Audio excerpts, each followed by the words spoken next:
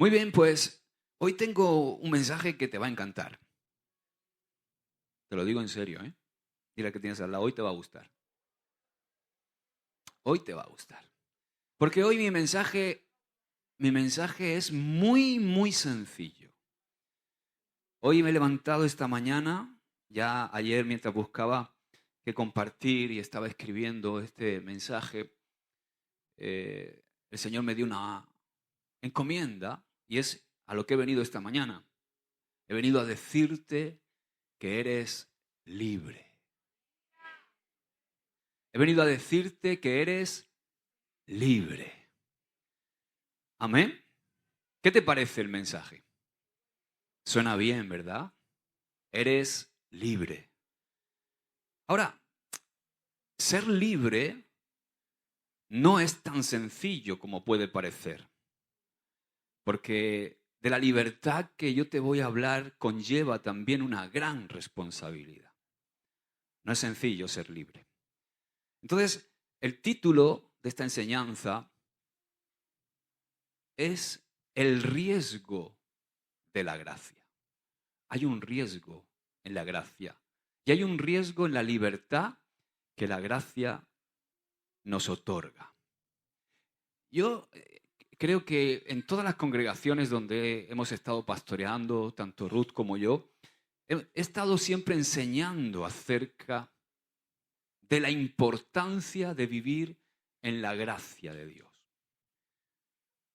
He hecho muchos esfuerzos por intentar transmitir y enseñar lo que significa la gracia de Dios y de hecho aún estoy yo mismo aprendiendo sobre la gracia de Dios. No es que yo haya alcanzado a entender todo, sino que sigo descubriendo lo maravilloso que es esa sublime gracia de Dios. Y en donde quiera que he predicado de la gracia, en cualquier sitio, es un mensaje que cae bien, es bien recibido. ¿Por qué? Porque se adapta a cualquier lugar, se adapta a cualquier persona. ¿Por qué se adapta a cualquier persona? Porque las personas queremos y deseamos ser libres. Por la sencilla razón de que, aunque no lo creamos, no nacemos libres. El ser humano dentro de sí tiene un anhelo de libertad porque odia vivir esclavizado. Queremos la libertad, pero sin embargo muchos de nosotros no tenemos, o me he dado cuenta en mi trato con muchos, de que no tenemos ni la menor idea de dónde buscar esa libertad o de cómo encontrar esa verdadera libertad. Y no hay nada mejor que una buena comprensión de la sublime gracia de Dios para poder alcanzar ese anhelo de libertad que todos y cada uno tenemos. Entonces, una de mis alegrías, uno de mis gozos más grandes en la vida es poder ayudar a la gente a que junto a mí como pastor podamos ir comprendiendo cada día más la gracia de Dios. Claro, esto cuando he estado hablando con algunos amigos que me han oído predicar sobre la gracia, muchos de ellos me han preguntado: Josué, ¿no tiene riesgo predicar de la gracia? ¿No tiene riesgo que prediques de la gracia con el entusiasmo que siempre predicas de la gracia? ¿No puede ser, Josué, que haya quienes malinterpreten tu mensaje y que se excedan en su uso de la libertad que la gracia proporciona? La pregunta es: ¿me arriesgo yo como pastor a que algunos de vosotros os toméis libertades ilegítimas si presento mi mensaje de la gracia con el entusiasmo que lo hago? ¿Puede quizá un despertar de la gracia conducir a que muchos de nosotros abusemos de la gracia? ¿Puede que si os predico de la gracia, abuséis de ella? Son preguntas que te confieso yo mismo me hago. Pero antes de responder a esas preguntas, os voy a invitar a que podamos reflexionar sobre algo que dijo un gran hombre de Dios. Y para ello quiero que viajes conmigo un momento a Inglaterra. De entre todos los países del mundo, Inglaterra está entre los que quizás se consideran los más discretos y los más conservadores en cuanto a su cristianismo evangélico. Son muy conservadores. Allí no se hace demasiada propaganda casi de nada, excepto del fútbol. Inglaterra es la cuna del cristianismo evangélico conservador. Y hoy me quiero detener en una figura de un gran hombre de Dios, alguien del cual he leído 3 o 4 libros, es un maestro.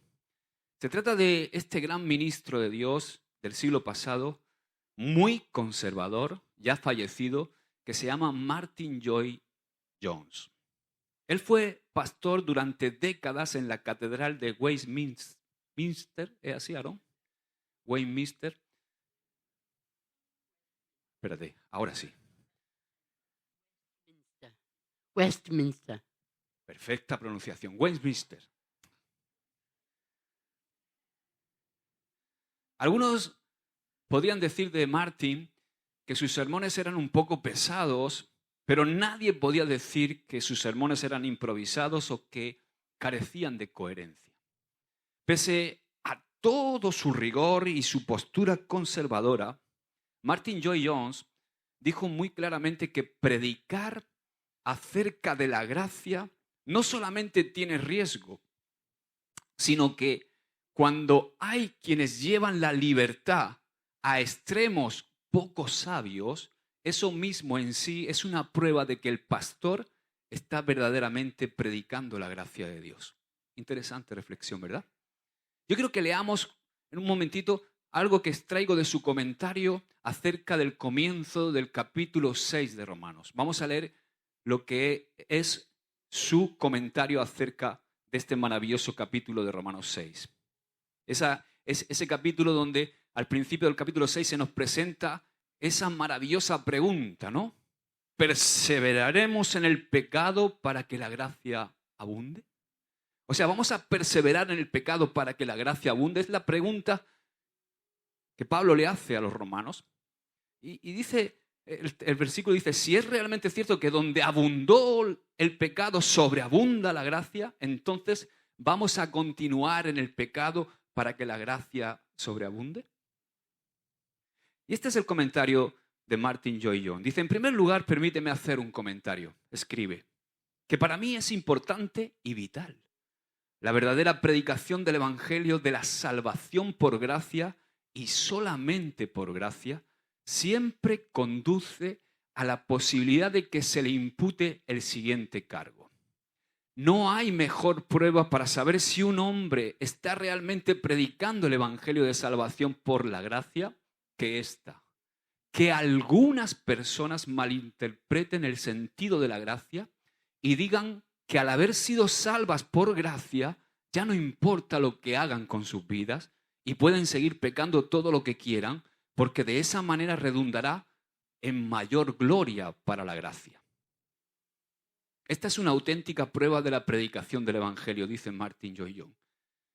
Si mi predicación y mi presentación del Evangelio de salvación no corren el riesgo de esa mala interpretación, entonces no es el Evangelio. Permíteme mostrar lo que quiero decir con esto, dice.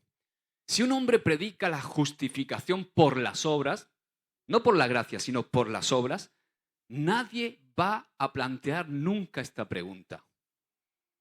Si la predicación que está basada en las obras es, si quieres ser creyente, si quieres ir al cielo, debes dejar de cometer pecados, debes de hacer buenas obras, y si lo haces de una manera constante, y si no fracasas y siempre perseveras, serás un creyente, estarás reconciliado con Dios e irás al cielo. Obviamente, si alguien predica de esta forma, nunca se va a exponer a una mala interpretación. Nadie le va a decir a un predicador que predica así, ¿seguiremos pecando para que la gracia abunde? Porque el énfasis de la predicación es ese, que si continúas pecando, con toda seguridad serás condenado. Y solo puedes salvarte si dejas de pecar. De manera que esa interpretación errónea nunca puede surgir. Nadie jamás ha presentado, por ejemplo, dice el bueno de Martyn Lloyd-Jones, ese cargo contra la Iglesia de Roma. Pero en cambio sí lo plantearon a menudo con Martín Lutero. De hecho, era precisamente lo que la Iglesia de Roma señalaba acerca de la predicación de Martín Lutero. Decían, este hombre que es sacerdote ha cambiado la doctrina para poder justificar su propio casamiento y su lujuria. Este hombre es un hereje, decían. Ese es precisamente el cargo que levantaron contra Martín Lutero y también se acusó de esto a George Whitefield hace 200 años. Es el cargo que siempre levanta el cristianismo muerto y formal, si es que puede existir algo así, contra la predicación de este mensaje impactante y desconcertante. El mensaje de la gracia de Dios, que no es otro que el que dice que Dios justifica a los pecadores. Este es mi comentario, termina diciendo, y es un comentario vital para todos los predicadores. A todos los predicadores yo les diría, si tu predicación de la salvación no ha sido nunca malinterpretada en este sentido, harías bien en examinar tus sermones y asegurarte de que realmente estás predicando la salvación que ofrece el Nuevo Testamento a los pecadores, a los que están muertos en sus delitos y pecados, a aquellos que son enemigos de Dios. Siempre existe este tipo de riesgo en la predicación auténtica de la doctrina de la salvación por gracia. ¡Wow! Tremendo, ¿verdad? No sé si has pillado algo, pero tranquilo. Para mí, este hombre, Martyn Lloyd-Jones, es un hombre que he leído varios libros de él y uno de ellos, el que más me impactó, fue el Sermón del Monte. Para este hombre, la gracia no solamente tenía riesgo, sino que era muy peligrosa. Y lo es. Estaba claramente convencido de que la gracia podía ser malinterpretada. ¿Qué quería decir? Bueno, que algunas personas pueden sacar provecho de la gracia. ¿Cómo? Pues hay personas que la pueden representar de una manera ilegítima. Personas que pueden llegar al extremo de promover la errónea idea de que se puede seguir pecando todo lo que uno quiera. Por supuesto, yo sumo mi voz a la voz de Martyn Lloyd-Jones para deciros que si realmente declaramos y predicamos la gracia, pero nadie está abusando de ella, quizá no la estamos predicando bien o con la suficiente fuerza. Muchas veces estoy hablando con mucha gente aquí en la iglesia y claro, todos mostramos preocupación quizá por algunos hermanos que no andan como a nosotros nos gustaría o bajo nuestros cánones. ¿Verdad? Pero yo estoy tranquilo. Porque yo no soy el Señor de la gente. Yo soy un pastor. El pastor de la gente. Pero el Señor está en el cielo. Y Él ama a los suyos. Y Él los ha hecho libres para decidir. Entonces, hay procesos y hay momentos donde quizá yo veo que hay gente que abusa de la gracia. Yo mismo he abusado de la gracia. Que levante la mano aquí el primero que no haya abusado de la gracia. Ahora, ¿tendremos nosotros el mismo corazón y el mismo sentir que Jesús? ¿O nos iremos al otro lado? Porque aquí hay dos polos de los que te voy a hablar. Yo sumo mi voz a la de Martyn Lloyd-Jones. Hay riesgo. Ahora, también te puedo asegurar lo siguiente, y es que los predicadores o pastores que matan la gracia nunca van a ser acusados de esto. Nunca van a ser mal interpretados. Ahora, quiero hablarte de este riesgo, de la realidad del riesgo. Todo esto a mí me trae a considerar esa realidad del riesgo. ¿Tiene riesgo la gracia? Por supuesto que lo tiene. Hay mucho riesgo en el mensaje que estoy predicando estos últimos días. Yo lo sé, soy consciente de ello. Pero es la verdad. Y tengo que predicarla. Yo os digo que cuando el Señor me movió hace ya 2 fines de semana a empezar a hablar de la gracia, yo tengo un conflicto en mi interior también. Porque digo, Señor, si les abro la jaula a la gente. Pero créeme que yo soy consciente del riesgo que tiene. Sé que puede ser controversial, especialmente cuando lo que estoy proclamando es que tenemos que despertar a la libertad que tenemos en Cristo Jesús. La gente en esto de la gracia tiende, no sé por qué, a polarizarse, a irse a un polo o a otro en esto de la gracia. Algunos toman lo que quizás estoy diciendo y lo pueden sacar de contexto y me pueden malinterpretar y pensar que yo me preocupo poco por enseñar santidad o la santidad de Dios, o que le estoy dando a la gente de mi congregación la posibilidad de pecar. ¿Verdad? Quizá otros, los más carnales, eso hoy no han venido, se pueden sentir aliviados por mi mensaje, ¿no? Aliviados de culpa porque también me malinterpretan, por desgracia. Pensando que lo que estoy diciendo es que está bien que continúen con su estilo de vida inmoral, despreocupado y pecaminoso. Pero no estoy diciendo eso tampoco. A mí me gustaría que ninguno de estos dos extremos se diera. El balance siempre está en el centro.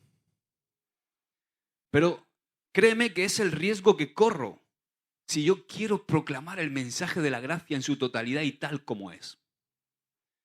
Es cierto, cuando la gracia se presenta en todo su esplendor, en toda su belleza, se corre un riesgo.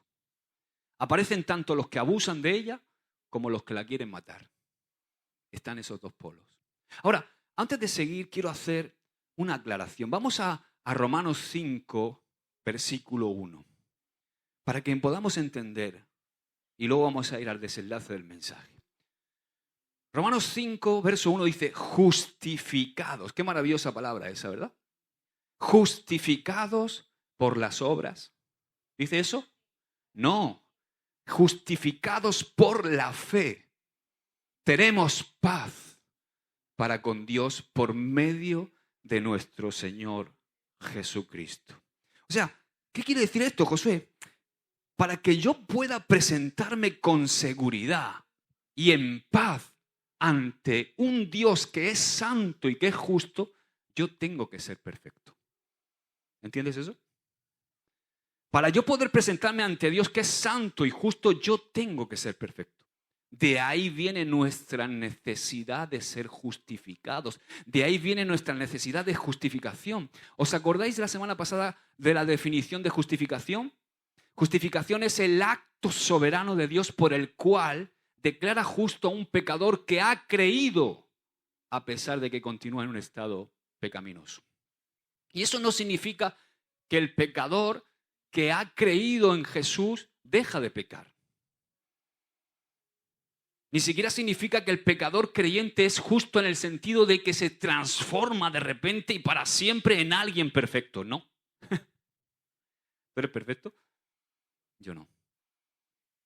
¿Has dejado de pecar por completo? Lo que sí quiere decir es que yo, que soy pecador, soy declarado justo. Ahora, ¿eso qué quiere decir, Josué?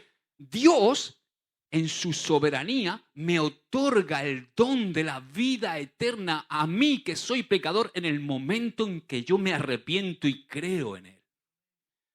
Por lo tanto, me declara justo, a pesar de que todavía vivo una vida marcada ocasionalmente o periódicamente, algunos más que otros, por el pecado. Puede que yo ni siquiera aún haya hecho nada por Dios. Ni siquiera, quizás no estoy ni siquiera congregándome, o no haya empezado ni a dar mis ofrendas, ni a diezmar, o no haya renunciado a todo en mi vida para seguir a Cristo. Quizás no he sido ni bautizado, o ni siquiera he prometido vivir una vida de entrega completa y sacrificio pura y sin mancha.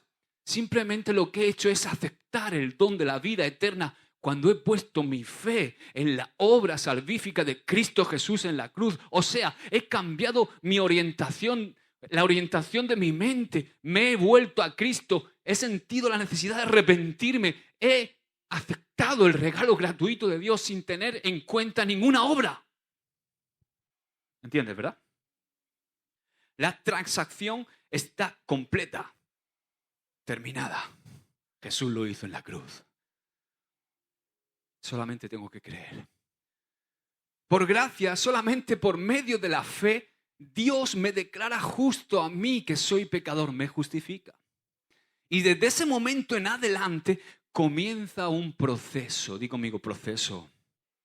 Un proceso de crecimiento espiritual que me va llevando hacia esa madurez espiritual que ese proceso se llama santificación. Ahora, ese proceso es día a día, poco a poco. Algunos van más rápido, otros van más lento. Pero poco a poco, día a día, yo voy aprendiendo lo que significa vivir una vida que honra y que alaba y que agrada y que sirve a Cristo. ¿Lo voy a lograr inmediatamente? No, es un proceso. La justificación significa que aún a pesar de que peco de vez en cuando y de que he sido incapaz de dejar de pecar, Dios me declara justo cuando me arrepentí o cuando me arrepiento. Él me declaró justo cuando yo me arrepentí, cuando creí en Jesucristo. Y como resulta que lo quiera o no lo quiera, voy a seguir pecando de vez en cuando, estoy aún más agradecido. ¿Por qué? Porque soy deudor de esa gracia que Dios ha otorgado a mi vida. Entonces la realidad es que como pecador merezco ser castigado. Y tú también. Como pecador yo le tengo miedo o debería tenerle miedo a la justicia de Dios. Entonces como pecador mi única esperanza de sobrevivir es la gracia de Dios. Si tú te das cuenta, cuanto más profundizas en la gracia de Dios, en su expresión más pura, la gracia no tiene lógica humana. No tiene ninguna lógica humana. Te voy a poner un ejemplo. Imagina que tienes un hijo de 20 años, al que amas con toda tu alma. ¿Quién no va a amar a un hijo, verdad? Resulta que un día trágico sale por ahí y alguien asesina cruelmente a tu hijo. Voy a poner un ejemplo fuerte, ¿no? Después de una larga investigación y una búsqueda, resulta que la policía encuentra al asesino de tu hijo. Entonces, a ti se te presentan dos opciones. Número uno, usar todos los medios a tu alcance para matar al asesino de tu hijo. Eso sería venganza, ¿verdad? La segunda opción que se te presenta es, te conformas con quedar al margen y dejar que las autoridades legales se hagan cargo y realicen lo que les corresponde, o sea, un juicio, una sentencia de culpabilidad, una cadena perpetua, no sé, en otros países una cadena, una pena de muerte. Eso sería justicia, ¿verdad? Pero la opción que no tiene lógica es, imagínate que en vez de buscar venganza o justicia, lo que haces es interceder por la absolución del asesino de tu hijo, lo perdonas completamente, luchas por su libertad y lo invitas a tu casa y lo adoptas como tu hijo. Eso es gracia. ¿Entiendes por qué nos cuesta tanto entender la gracia con nuestra mente humana? La gracia es difícil de comprender y de aceptar con nuestra mente finita y limitada. Son pocas las personas, si es que existe alguien que haría algo así y se sentiría feliz de hacerlo. Sin embargo, Dios lo hace todos los días y se siente feliz de hacerlo. O sea, Dios toma al culpable, al pecador, porque tu pecado y mi pecado fueron los que asesinaron a Jesús, los que clavaron a Jesús, su hijo, en la cruz. Entonces Dios me toma a mí, que soy culpable y soy un pecador. Pero cuando yo creo y confieso arrepentido que estoy perdido, que no valgo nada, que soy culpable de lo que se me acusa, que no merezco ser perdonado, entonces Él me toma y me otorga el don gratuito de la vida eterna y me hace uno de sus hijos. Y todo eso gracias a mi Señor Jesucristo, que dejó satisfecha la demanda que había por el pecado, que era la pena de muerte.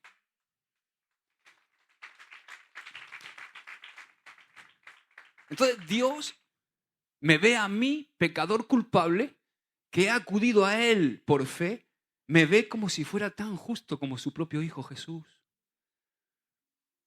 Y me invita a su hogar.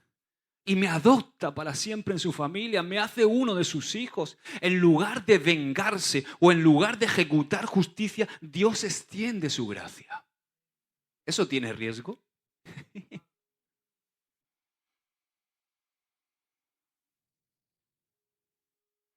Claro que tiene riesgo. ¿Por qué tiene riesgo? Porque creer plenamente en la gracia y vivir por gracia en todo su sentido significa que algunos vamos a abusar de la gracia. Mientras escribía esto estaba pensando, ¿no? Porque Dios es Padre, ¿no? Y pensaba en la crianza también de nuestros hijos.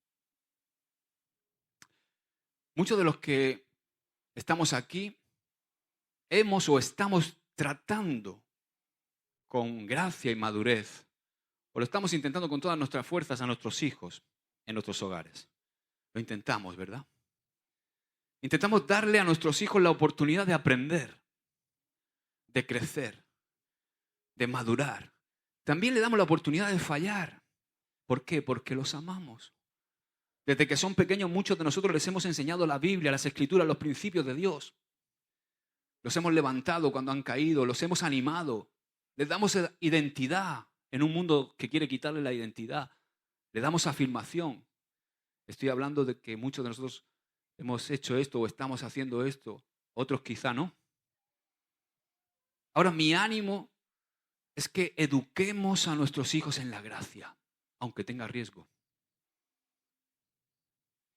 Muchos lo estamos intentando. Y si aún no tienes hijos, mi consejo es educa a tu hijo en la gracia. ¿Tiene riesgo? Sí, mucho. ¿Por qué? Porque puede que muchas veces como padres atravesemos momentos difíciles a pesar de haberlo hecho bien.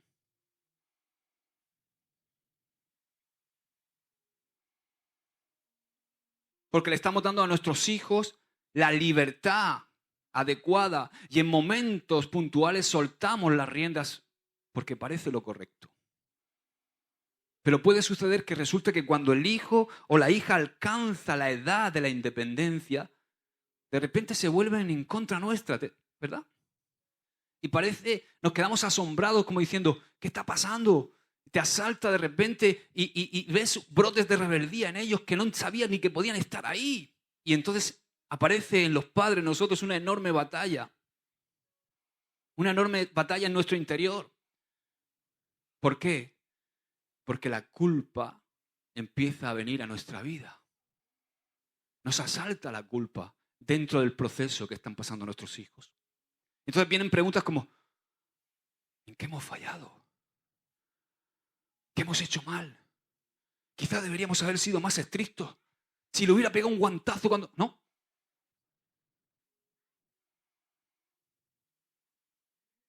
¿Habré sido demasiado rígido? ¿Habré sido demasiado beligerante? Entonces mi oración constante es que Dios me ayude a mí como padre y a vosotros, a cada uno de vosotros, a pasar esa etapa con tus hijos. Y oro, y oro, y oro, y no voy a dejar de hacerlo. Porque la realidad es que muchos padres no tenemos por qué cargar con esa culpa. Otros quizás sí. Pero hay muchos padres que no tenemos por qué cargar con esa culpa. No tenemos por qué sentir vergüenza. Son sentimientos injustos y no son apropiados. En realidad nuestros hijos están creciendo y va a llegar un momento en donde ellos tienen que tomar sus propias decisiones. Y van a vivir las consecuencias de dichas decisiones. Y ellos ya lo saben, porque están avisados. Llega una edad donde el trabajo ya está hecho, para bien o para mal. Pero tienes que dejarle la libertad de decidir. ¿Duele? A veces sí, ¿verdad? ¿Por qué? Porque tenemos miedo a haber sido demasiado permisivos o haber actuado con demasiada gracia. Pero sabes, en mi experiencia,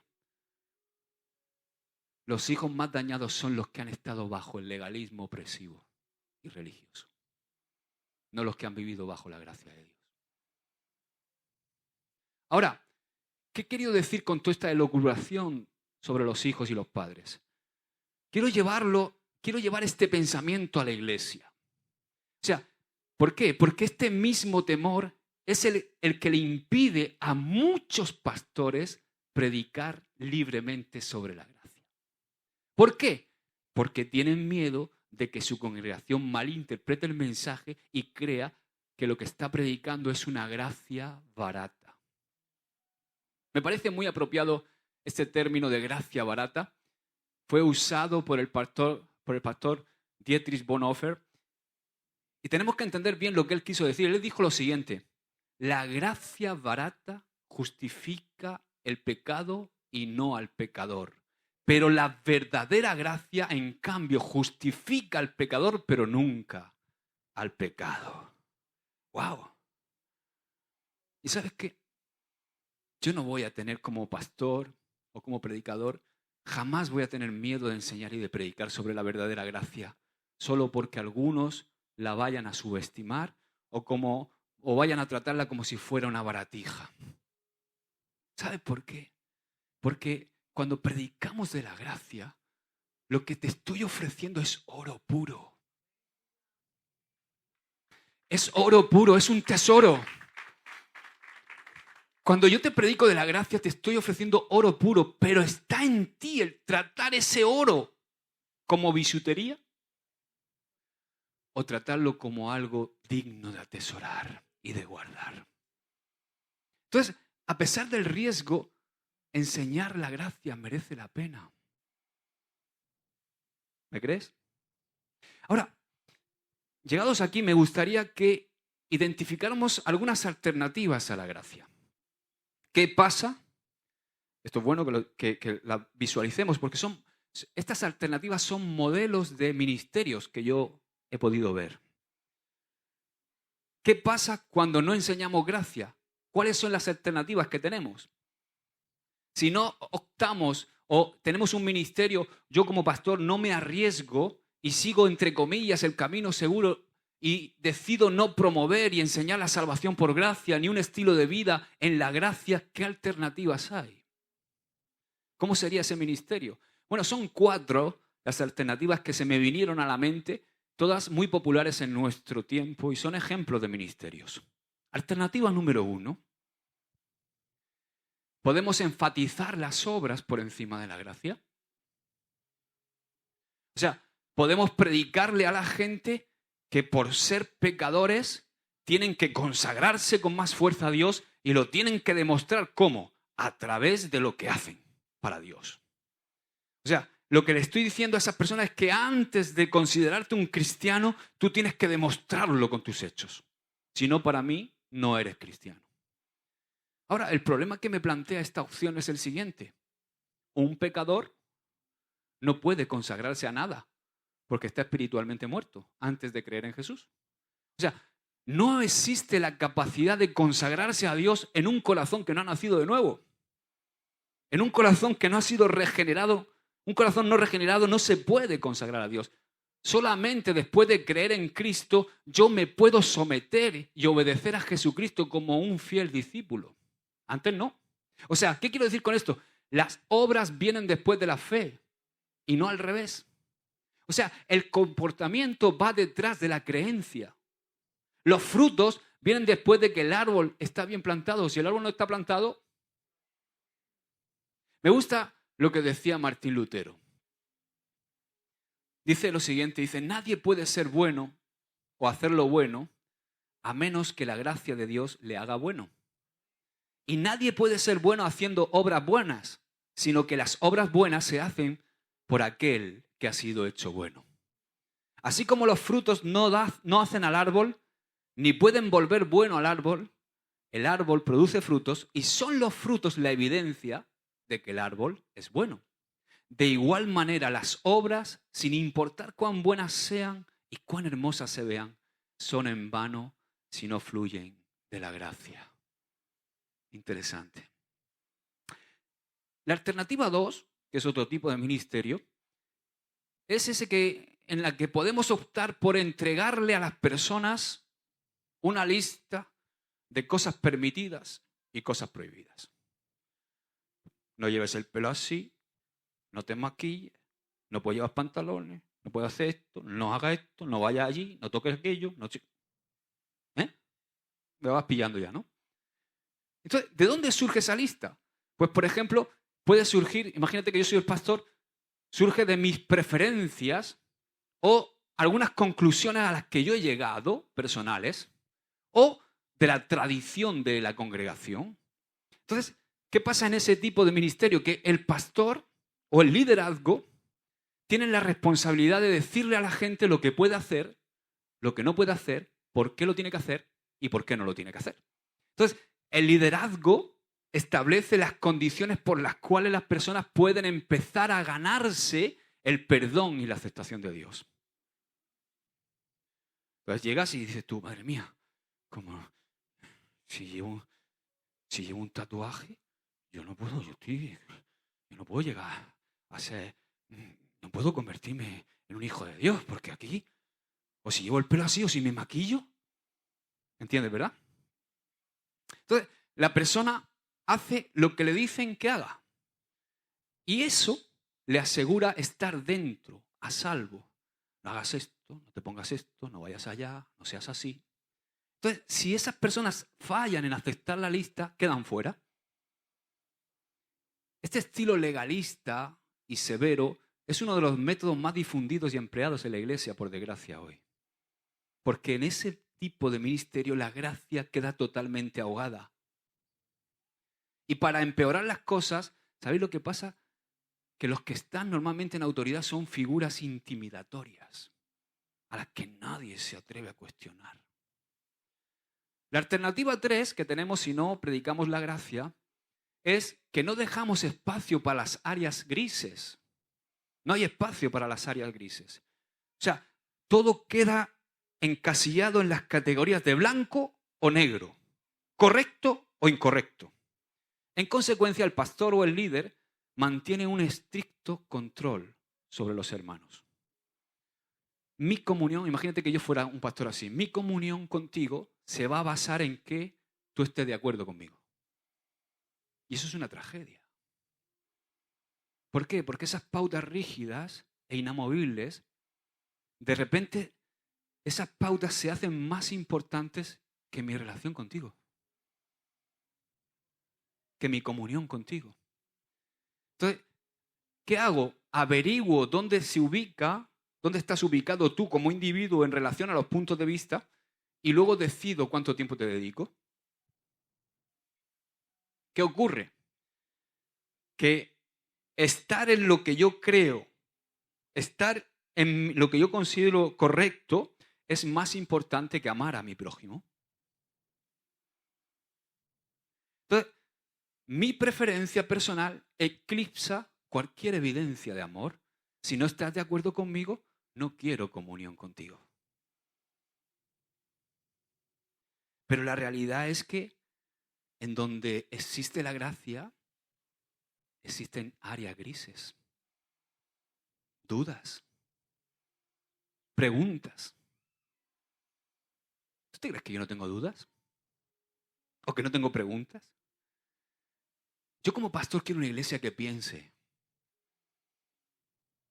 que se haga preguntas, que tenga dudas, como las tengo yo. Ninguno de nosotros sabemos todo, ni nunca vamos a saber todo. Lo único que yo tengo claro es que Dios es Dios. Y con eso me basta. Aleluya. ¿Y sabes qué es lo que tengo claro?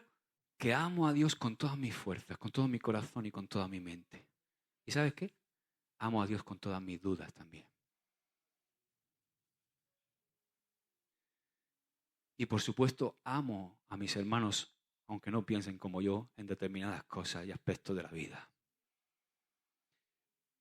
La otra alternativa de ministerio, cuando no se predica la gracia, es que mantenemos una actitud de crítica hacia aquellos con quienes no están de acuerdo con nosotros, o no piensan igual, o no cooperan con nuestro plan. Probablemente esta sea la actitud menos cristiana que podemos encontrar en la iglesia de nuestro tiempo. Ahora, llegado aquí, quiero que hagamos una rápida mirada hacia atrás por el túnel del tiempo, nos va a resultar muy beneficioso hacer esto. Mira, Jesús resulta que de repente, vamos ahí a Juan 8, Jesús se encontraba ante los custodios del legalismo. Aquellos que custodiaban el legalismo. Estaba frente a los fariseos. También en ese momento lo estaban escuchando muchos que creían en él. Jesús les estaba presentando su mensaje a la multitud. Y el mensaje de Jesús era un mensaje de esperanza, de perdón, de libertad. Dice Juan 8, verso 30. Hablando él estas cosas, muchos creyeron en él. Dijo entonces Jesús a los judíos que habían creído en él: si vosotros permaneciereis en mi palabra, seréis verdaderamente mis discípulos. Y conoceréis la verdad, y la verdad os hará libres. Hermoso, ¿verdad? O sea, Jesús les estaba hablando del poder liberador de la verdad. A pesar de que los asesinos oficiales de la gracia estaban rechazando su mensaje, Jesús les estaba asegurando que aún a ellos los podía hacer libres. Y sabes que todos los que aceptamos la gracia de Dios somos verdaderamente libres.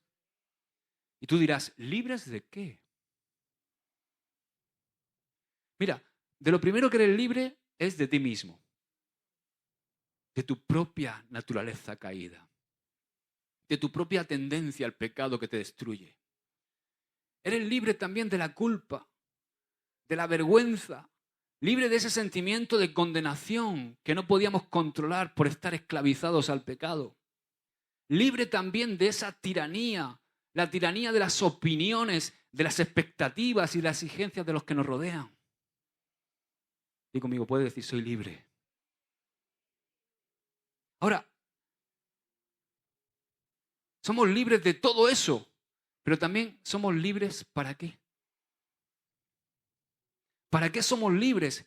Somos libres para poder obedecer y amar con todas nuestras fuerzas a Dios. Libres para perdonar a los demás y también para perdonarme a mí mismo. Libre para permitir a las demás personas ser ellas mismas, distintos a mí.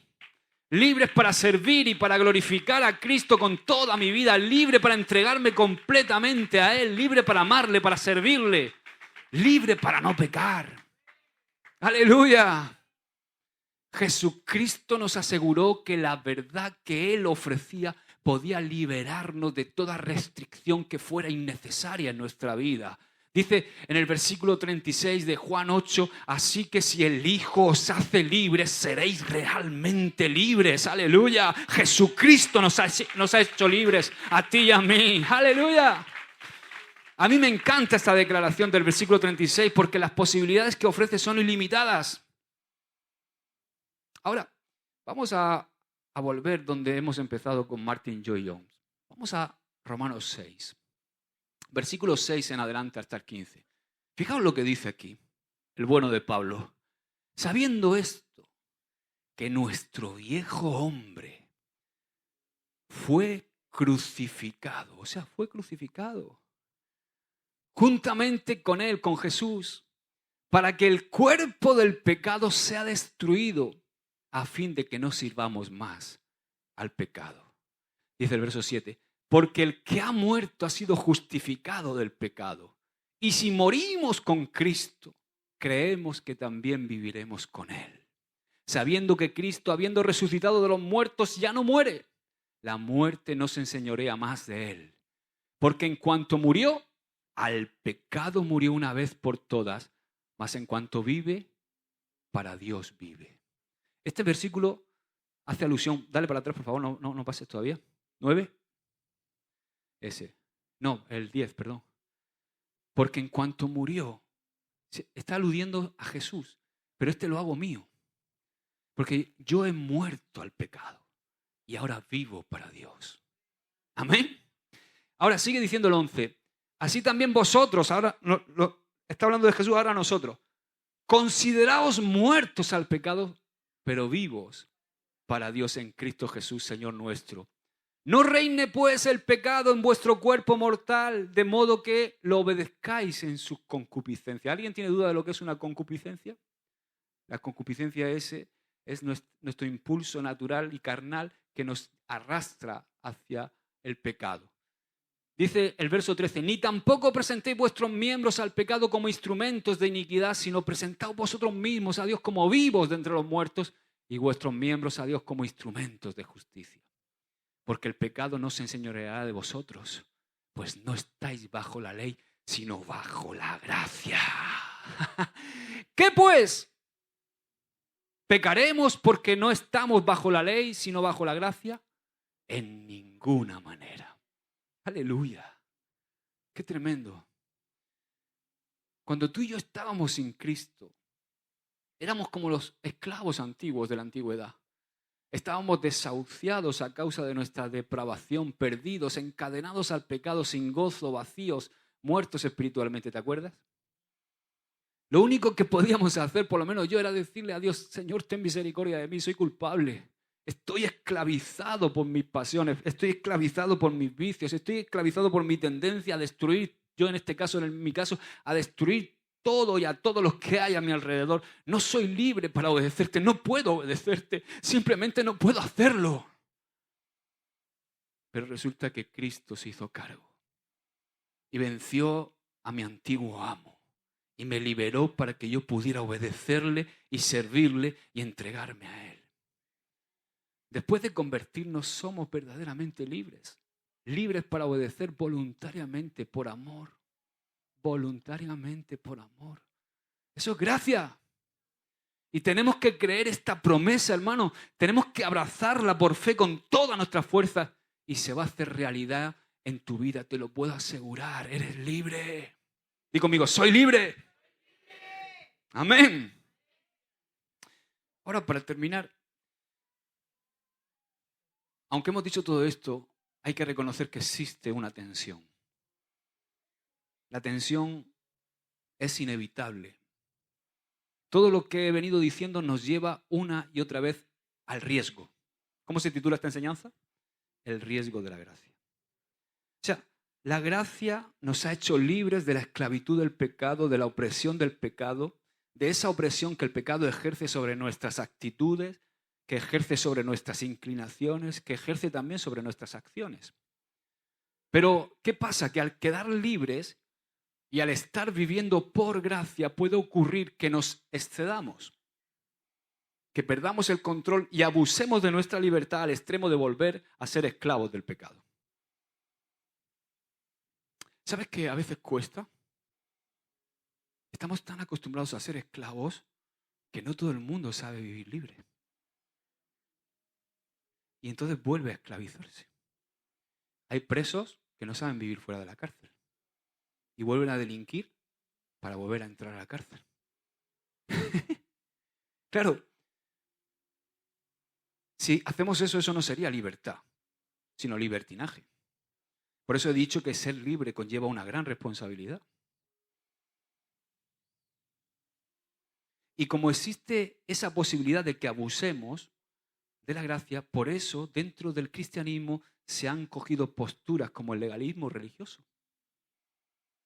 Escúchame, yo no quiero que entiendas, cuando yo hablo del legalismo religioso y de gente que opera dentro del legalismo religioso, estoy hablando de gente que son mis hermanos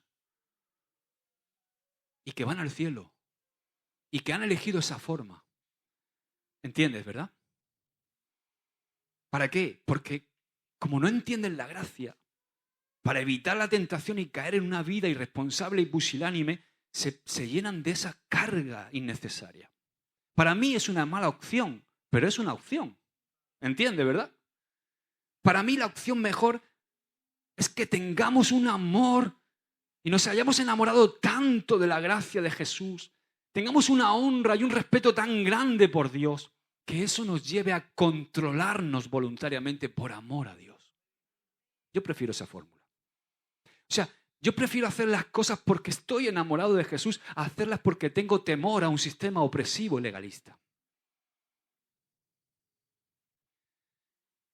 Estaba recordando, mientras meditaba en todo esto, recuerdo cuando me saqué el carnet de conducir. ¿Cuántos se acuerdan de ese día? El primer día que llego con mi carnet en la mano. Ese que era así que se abría, ¿no? Rosa, sí que se abría.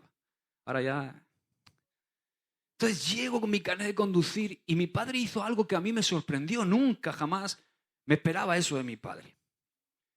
Llego con mi carnet recién sacado y mi padre tenía 2 coches, uno pequeñito. ¿Te acuerdas? Ese era nuestro coche, cuando éramos novios. Y tenía el grande, ¿no? Que me gustaba a mí, el grande. Y entonces mi padre llega y cuando me saco el carnet, cuando llego allí, hace así, me coge las llaves del coche grande y me las da. Dice, toma, date una vuelta. ¡Wow! El coche gordo.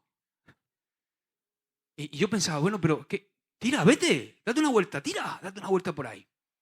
Y yo digo, yo pensando, ¿pero yo solo?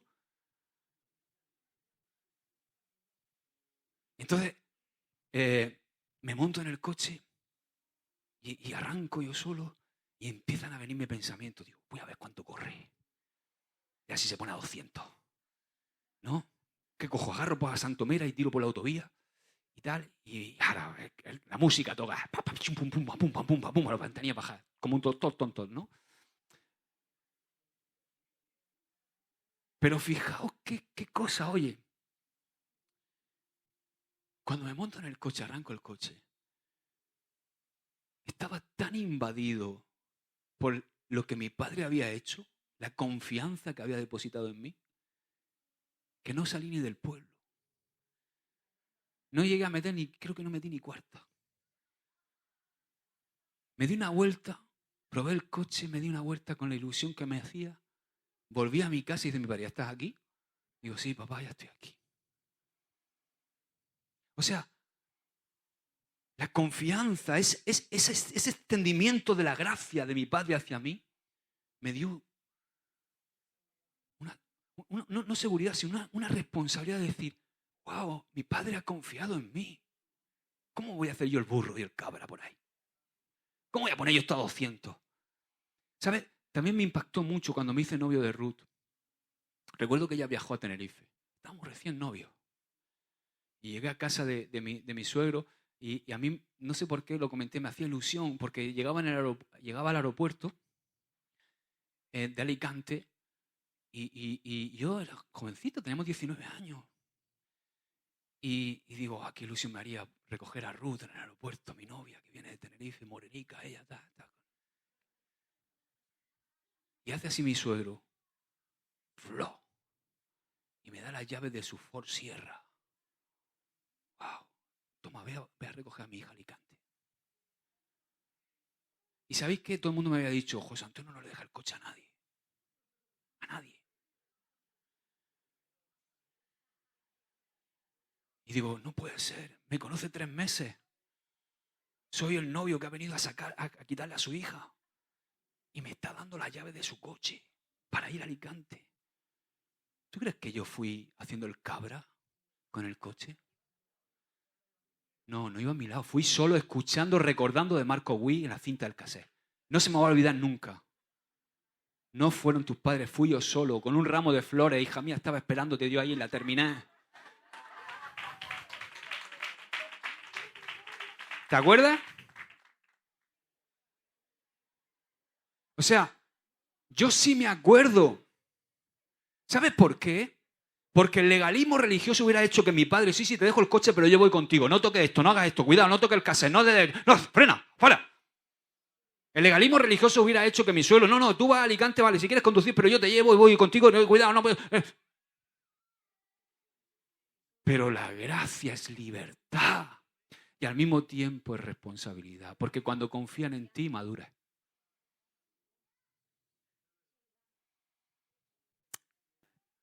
¿Estamos entendiendo un poquito mejor?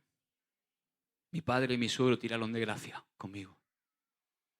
De verdad, quiero que lo entiendas, es que produce tanto gozo, tanta alegría sentir esa libertad. Es algo que muchos desconocen porque no se han dado el privilegio ni el permiso de vivir bajo la gracia.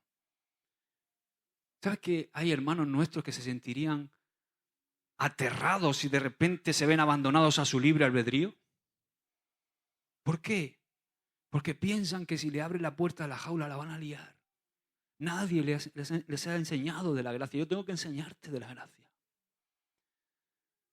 Hay mucha gente que durante tanto tiempo ha vivido haciendo todo lo que le han dicho que haga, que a veces no saben ni por qué lo hacen, pero están haciendo, y que cuando llega la libertad, la libertad les produce inseguridad y miedo. ¿Os han contado alguna vez la historia del elefante de circo? Ese elefante que nació pequeñito en el circo y entonces lo ataron con una cadenita a una estaca. Y el elefante era pequeñito y no tenía fuerza. Y cada vez que intentaba liberarse, le tiraba la estaca y no se iba. Pero cuando ya era un gran elefante de 20 años, con más de 5 o 6 toneladas de elefante, llegó alguien y lo vio ahí, con esa estaquita y esa cadenita, y dice, no entiendo cómo el elefante no se va. Porque no lo sabe. Porque piensa, identifica la cadena y la estaca como algo que le impide moverse. Pero la gracia de Dios es esa fuerza que tenemos y que tenemos que descubrir. Porque si el elefante descubre su fuerza, ¿qué pasa? Yo quiero que tú descubras la fuerza, la capacidad de Dios, la gracia que Dios ha derramado en tu vida y que puedas vivir libre en la gracia de Dios. Pero hay personas que prefieren que se les diga lo que tienen que hacer, cuándo lo tienen que hacerlo, que les digan lo que tienen que creer, cuándo tienen que creerlo y por qué. Y para mí eso es trágico, te lo digo en serio. Porque una persona que vive así, bajo ese legalismo, es una persona que vive en una constante y perpetua adolescencia espiritual. Y yo sé que hay momentos y edades dentro de la iglesia y que tenemos que ser modelos y enseñar para que vayamos creciendo, pero no podemos quedarnos en una adolescencia perpetua. Si nadie deposita confianza en ti, si no te otorgan la libertad, no maduras. Nunca aprendes a pensar por ti mismo. A veces veo que hemos producido ese tipo de cristianismo o ese tipo de cristianos, que parece que dependen de que el pastor les diga lo que tienen que hacer en asuntos que no tienen nada que ver con el ministerio, porque aquí sí te tengo que decir lo que tienes que hacer. Pero en cuestiones de que son preferencias personales tuyas, yo estoy para aconsejarte, pero el que toma la decisión eres tú. Y ¿sabes? Hay una línea muy delgada entre un liderazgo responsable y que aconseja y un control dogmático. Y ahí no me vais a ver a mí. Yo estoy aquí para amarte, para caminar contigo, para hacer la obra del Señor juntos, para aconsejarte cuando me pidas consejo, si es que lo crees oportuno, pero no estoy para controlar tu vida. La gente tiene que vivir en la gracia, porque no es el pastor quien te salva, es Cristo Jesús quien te salva. Amén. Aleluya. ¡Uy, Josué! ¿Esto tiene riesgo? Sí. Sí tiene riesgo, lo reconozco y soy consciente de ello. Pero la gente tiene que ser enseñada y tiene que ser informada y después tiene que ser liberada para que llegue a sus propias convicciones. ¿Por qué tiene un pastor que estar constantemente diciéndole a la gente lo que tiene que hacer o lo que no tiene que hacer en asuntos que son asuntos personales? ¿Sabes que nunca vas a alcanzar madurez si necesitas que yo o cualquier otro pastor o otro líder te diga qué puedes hacer o cuáles deben ser tus opiniones? El pastor no tiene que tomar la decisión por ti, el pastor te aconseja. El pastor te enseña. El pastor te enseña los principios de la Biblia. Pero eres tú quien tiene que tomar la decisión. Yo no siento que ese sea mi llamado. Es de decirte a ti lo que tienes que hacer. Mi llamado no es decirte lo que tienes que hacer, sino enseñarte la palabra de Dios y aconsejarte. Mi responsabilidad es enseñar la verdad de la palabra tan fielmente como me sea posible y por supuesto ser un ejemplo, una inspiración para ti, de un estilo de vida que honre a Dios, que agrade a Dios, que sirva a Dios y después darte la libertad para decidir por ti mismo qué hacer con tu vida. Jamás me carguéis a mí esa responsabilidad. Tú eres el que decide. Al poco de llegar aquí, voy a abrir mi corazón. Al poco de pastorear aquí, sufrí mucho por un joven que se fue de la iglesia. Y sufrí también por las insinuaciones que llegaban a mis oídos de que como me sentí mal porque parecía que era culpa mía que ese joven se hubiera ido. Ese tomó su propia decisión. Y espero que vuelva, porque sé que es hijo de Dios. Y ama al Señor. Y volverá. Y oro por él todos los días. Pero la gente tiene que tomar sus propias decisiones. Tiene que elegir. Mi misión como pastor y la de cualquier otro pastor es llevar la verdad a vuestros oídos. Es llevar la palabra a vuestros oídos. Vuestra misión como ovejas, y la mía también, porque también soy oveja, es ser hacedores de la palabra. O sea, yo te tengo que predicar que no peques. Y te tengo que predicar las consecuencias que van a traer a tu vida el pecado, pero tú decides pecar o no pecar. ¿Eres libre? A mí me gusta el estilo de Josué, pero no yo, de Josué de la Biblia. Él dice en el capítulo 24:15, le dijo a los hebreos en ese momento que ellos tenían que decidir por sí mismos a quién iban a servir. Y después dijo, pero yo y mi casa serviremos al Señor. Así que hoy yo te digo, ¿qué vas a hacer? Porque aquí la Menda, Lerenda y yo vamos a servir al Señor. ¿Tú qué vas a hacer? Amén. ¿Tiene riesgo? Pues claro que tiene riesgo, pero da buenos resultados. Dio buenos resultados con Josué y hoy sigue funcionando. Me gusta mucho algo que dijo un santo, un hombre de Dios, San Agustín de Hipona, lo expresó de una manera magistral. Dice, ama a Dios con todo tu corazón y luego haz lo que quieras. Ay, amigo, si amas a Dios con todo tu corazón, seguro que lo que quieres hacer va a honrar, va a servir, va a glorificar a Dios y va a servir a las personas que están a tu alrededor. ¿Amén? Esa es la forma de vivir una vida liberada, orientada por la gracia. Termino con algo que anotaba en mi libreta. Esto es un pensamiento que me venía. Si queremos subirnos a la cuerda suspendida de la gracia, no podemos sufrir de vértigo. Pero al mismo tiempo hay que estar atento a las ráfagas de viento que ocasionalmente soplarán con furia. ¿Cómo nos guardamos de los extremos? Cuando pensamos en esto de vivir con riesgo y guardar el equilibrio en todo, me vienen 3 sugerencias con las que termino. Primero, cuídate de los extremos si quieres disfrutar de la libertad que la gracia te otorga. Ten una mente abierta y sé humilde para aprender cada día. Lo que más me fascina de Jesús y lo que me tiene conectado y enganchado y enamorado de Él es que no soy el mismo que hace 15 días. Dios va formando y hay tanto en Él. Haz todo lo que puedas para mantenerte en equilibrio y después disfruta de tu vida. ¿Sabes? Muchas veces vivimos con un montón de sentimiento de culpabilidad y no hay razón para que te sientas con ese sentimiento de culpabilidad. Simplemente otórgate el permiso de ser libre. Intenta no fallar con todas tus fuerzas. Vive para agradar a Dios. Conságrate a Él. Pero no pierdas tiempo mirando hacia atrás cuando te has equivocado. Eso te estanca. Ni tampoco le prestes mucha atención a aquellos que se dedican a espiar tu libertad, tratando de coartarte.